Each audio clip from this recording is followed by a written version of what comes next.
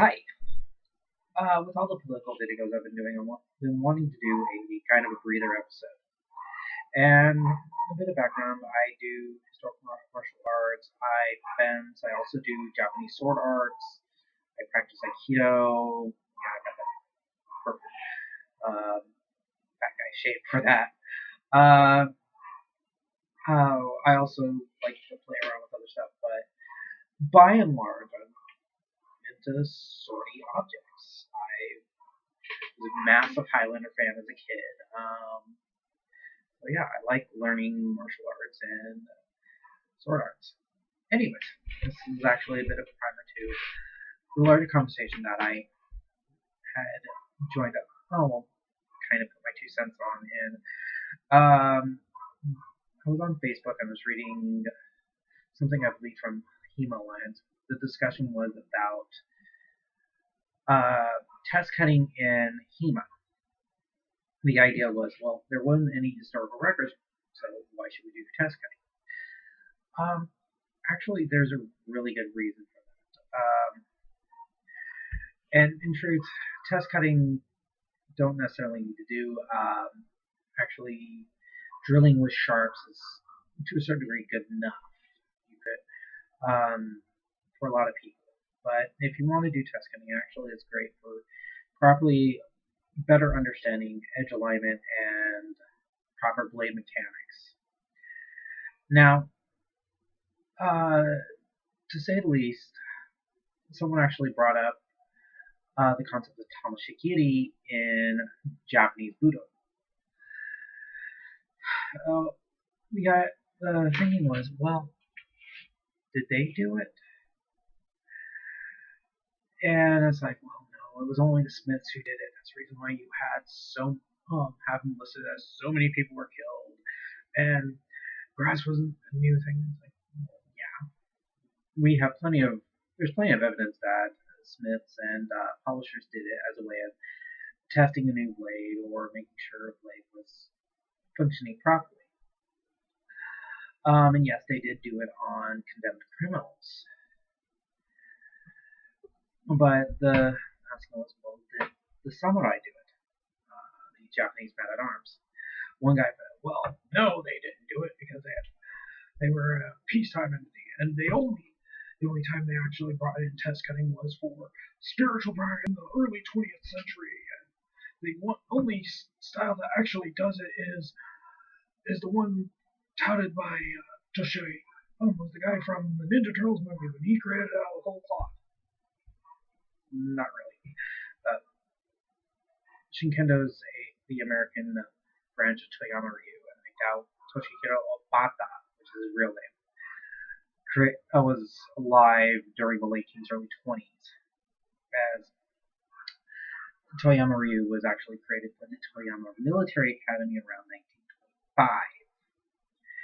1925.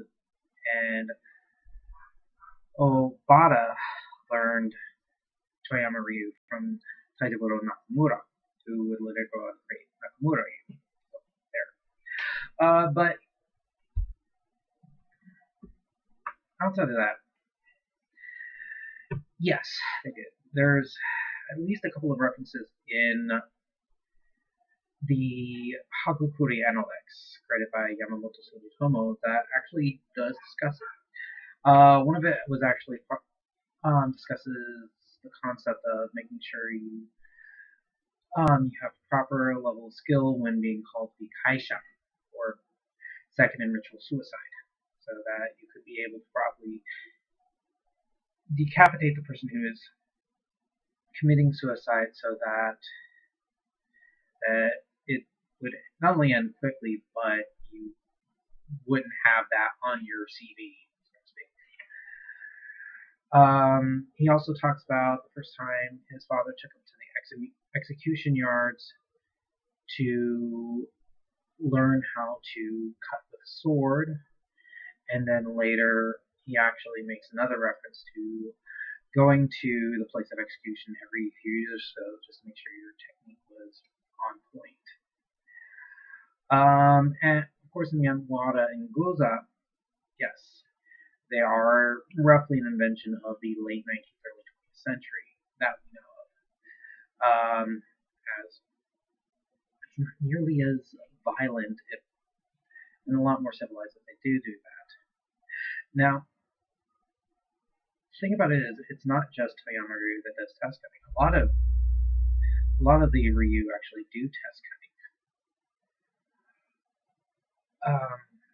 Actually, there was a big to do about 30 years ago with Musojikan and Asian Ryu. A French branch of the school did a big thing, like a performance, and they had the students test cut on mannequins, which had the Seidokai, the main branch in question, the main branch that's part of the ZNIR, the Zen Nihon Iaido Reme, do a moratorium on test cutting outside of Japan. And the reason they actually brought in Goza and actually test cutting to begin with was by the time they got to the modern age and training their newly minted conscript army, they found that a lot of soldiers and officers did not know how to use a sword properly. So they went about creating a style that, for the most part, taught the proper basics of swordsmanship. They took a three-pronged Bato Jutsu. Toyama was one of many mainline sets of samplers and whatnot. Kendo, learning how to fight with the sword, and finally test cutting, so that you learn proper technique.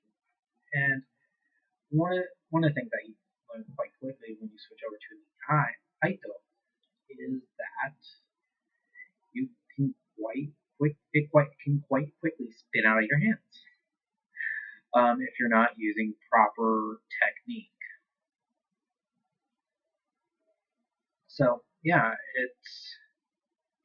it's been done. I'm not sure to the extent.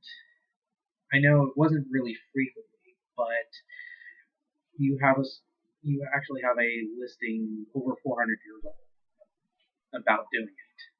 I'm not sure how widespread the practice is because the Hagakure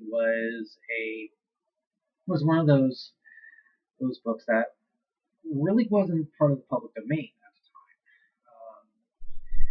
time. And we actually did something. Actually, this kind of occurred a lot with a lot of the Japanese martial books, kind of like Sword in the Mind or The Life-Giving Sword by Muneyori Yagyu, or The Goro no Sho, or Book of Five Rings by Miyamoto Musashi, and so on and so forth. The only book on Japanese warrior mentality that I think that actually was created for public consumption was Inzo Naitobi's Bushido. Of course, by that point, the Japanese warrior class was no more. Naitobi was actually creating a nationalistic narrative for unifying Japan as a imperial power. So, but anyways, there's that. Another thing that they did do was Pell work. A good example of that would be Jigen Ryu. If you see the videos of the guys just like wailing on to a pole, that's Jigen Ryu. They kind of pared everything down to Kesegari attacks, which is hitting the clavicles at a very, very high rate of speed with blood curdling screams. But anyways, yeah, that's kind of how that is. And just for record, whenever you talk about sword arts created entirely of cloth, the name is Dana Abbott. That asshole, right? Anyways, this is me screaming into the void.